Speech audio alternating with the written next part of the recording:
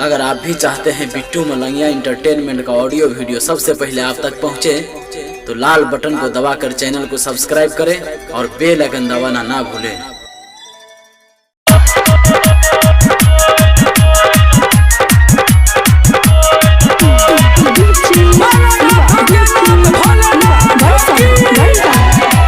presented by Bittu Malangiya entertainment. हमारा सोचल सपनवा में जहर घोर देला काय, हमारा सोचल सपनवा में जहर घोर देला काय।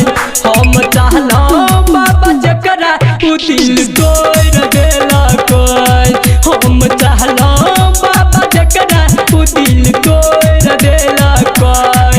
हमारा सोचल सपनवा में जहर घोर देला काय, हम चाहला बाबा जकरा उ दिल तोड़ देला काय।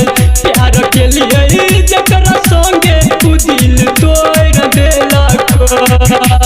presented by Maa music recording studio Laganiya. DJ Sunny बड़सन DJ Bittu Malangiya Madhubani जहाँ जहाँ कहल के बाबा ओकरा घूमे लिए, ओकरा फरमाइश के हम सब कुछ ही न देलिए। हो बाबा जहाँ जहाँ कहल के बाबा ओकरा घूमे लिए, ओकरा फरमाइश के हम सब कुछ ही न देलिए।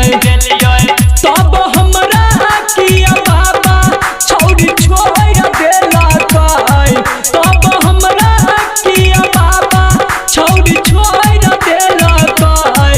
हम चाहला बाबा जकरा उ दिल तोड़ देला काय, हम चाहला बाबा जकरा उ दिल तोड़ देला काय। presented by Maa music recording studio Laganiya.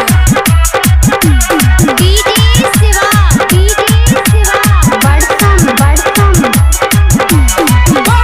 DJ Bittu Malangia